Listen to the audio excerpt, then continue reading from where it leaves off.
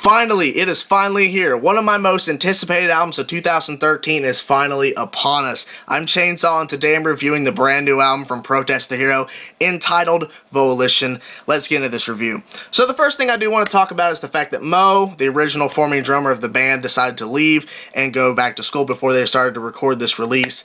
And it was a sad thing, but the band decided to go ask Chris Adler, Lamb of God's drummer, to play session drums on this release.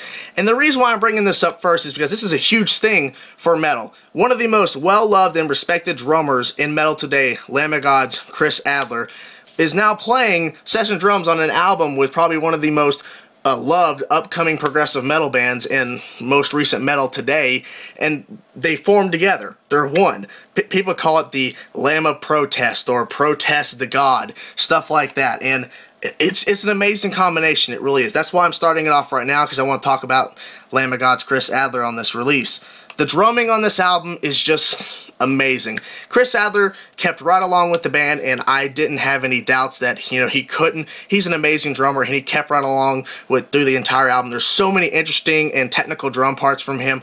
The drums sound amazing. The drum sounds like Mo. The drums sound like it's supposed to be the Protest the Hero. It's not like Lamb of God's drums with Protest the Hero guitars, bass, and vocals. That's not it. It sounds like Protest the Hero, and I'd say that Chris Adler did an amazing job. The drumming works insane. The drumming, everything is just amazing from him. There was no problems whatsoever, so good job, Chris Adler. You did an amazing job. Let's get to the rest of the band and talk a little bit about these tracks and talk about the sound of the band and all that good stuff about this release. So, Volition, to me personally, is a mixture of their past releases mixed together and throwing some, you know, few new different things to spice up this album.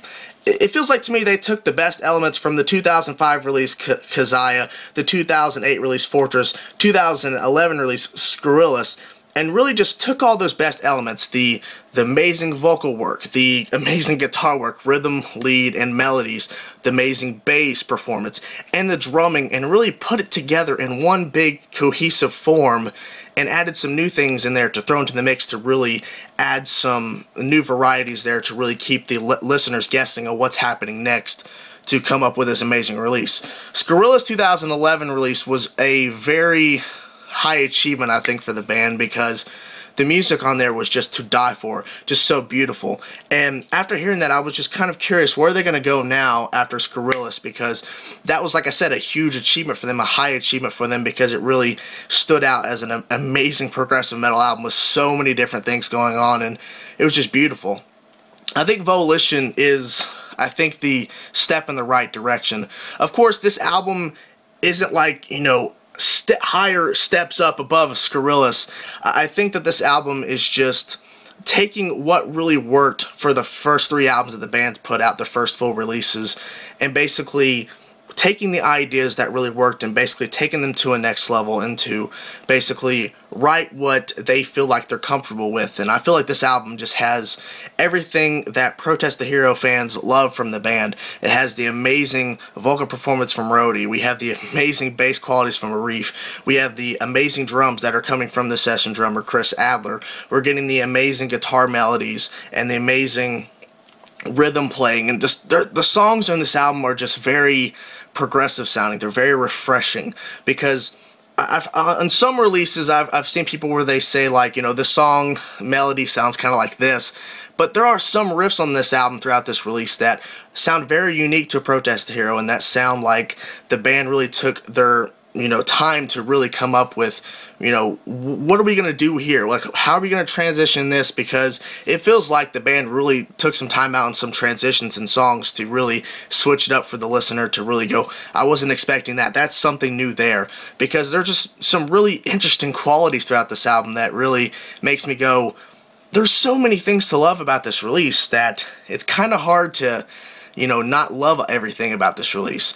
There's just so many things going on that it's just like, you know, I went through this song listening to just Rody. Okay, now I'm going to go back to the same track and listen to all the guitar parts. Oh, I'm glad I did that, because I could have missed this part. I could have missed this. I'm going to go back and listen to the drumming. Oh, I'm glad I did that the third time so I can actually hear the drumming and what's everything going on, because there's so much going on, it's kind of hard to comprehend everything at once. It takes a few listens on each song throughout this whole entire album to really catch every little thing each band member, or just a certain amount of band members, or the whole band is throwing at you that you didn't catch the first couple listens. It takes a few listens to really catch it.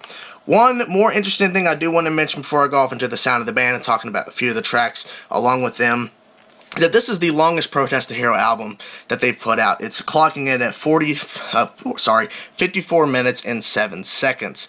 And I've checked on the full links on the other releases, and they're not even getting close to the 50-minute mark. They're staying in the lower 40-minute range. And so it's very interesting that this is the longest album from them. So it makes me wonder, is the next album going to be an hour long, or is it going to be 59 minutes? I mean, what's going to happen? Because I just didn't expect that, because when I'm listening to a Protest the Hero release, I'm thinking that the album's longer than it actually is, and I'm kind of surprised. Oh, that's only 40 minutes long? This one's 54 minutes, and you can really feel that extra length, because some of these songs really have long sections that really, you know, not saying draw out, but they really throw in some extra stuff to really keep that section more alive so you're not getting bored. But I want to say that, man, the band just sounds alive, they sound refreshed, and they sound amazing. Let's go off into the sound of the band. Rody on vocals. Man, this guy is just a monster on vocals. His vocal style is very unique. I just love his voice. He has some of the most unique lyrical content, I think, in metal. He's just an amazing vocalist. I feel like his singing gets better on each release, and that's no difference from Volition. His singing sounds like he's gotten better. His range is still there. His screams are still there. It's just amazing screams from this guy. Rody is probably one of the most unique vocalists in metal today, for sure. An amazing performance on this release, and I can't wait to see where he's going to take his vocals later on down the road, 5 years, 10 years, if they're still a band. I'm hoping. But, man, just an amazing job on this release from him. Just amazing vocals and lyrical content as well. Luke and Tim on lead and rhythm guitar. Luke's on lead, Tim's on rhythm. Let's talk about rhythm first. So Tim on rhythm.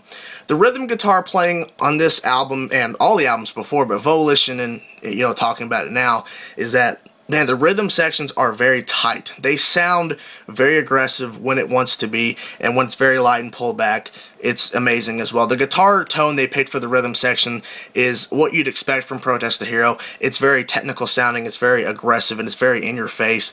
And some of the riffs on this album, rhythm-wise, are very powerful, and they stand out because some of the riffs on this album throughout this release is that it's very unique. It's something new to Protest the Hero. You've not really heard a riff like this from the band, so it's nice to hear that they're throwing in some new ideas, new refreshing riff styles into the mix as well to really basically spin it up and basically give us something new to really listen to.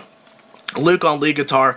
The melodies on this album are just mind-blowing. I keep catching myself just repeating certain sections just to listen to the melodies, listen to the guitar performance, the lead parts. There are some lead parts and melodies. It's kind of hard to figure out what's a lead and what's a melody, but regardless, just the lead and melody playing throughout this release from Luke is just to die for. I just love the melodies and the lead parts that Luke comes up with that really just define what progressive metal is, because it's just so outstanding, it's so technical, it's different. And some of the melodies, I just think that, I was like, how did he come up with that?